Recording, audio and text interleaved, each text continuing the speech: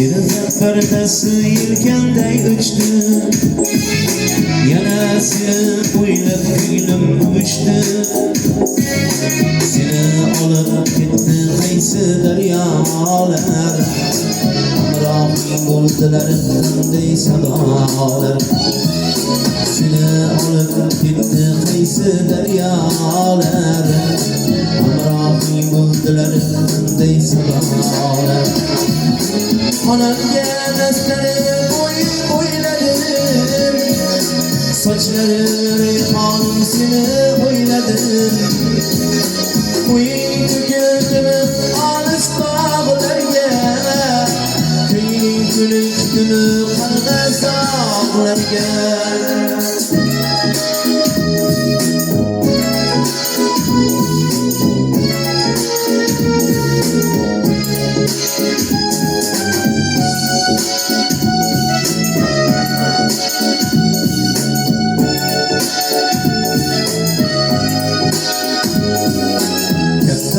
Bir-birini sevib uçtu.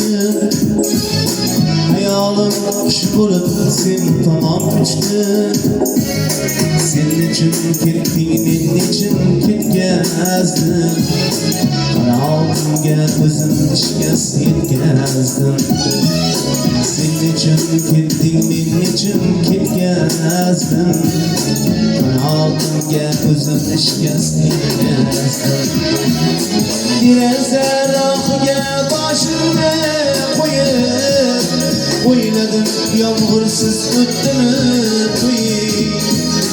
Yig'lamay faqat xo'rsindim xolos. Boladek jimgina o'tsindim xolos.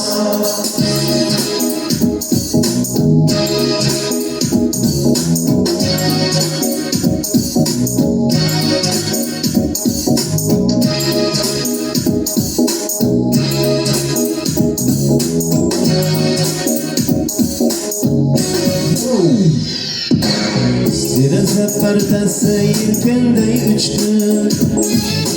Yana seni o'ylab ko'nglim uvushdi.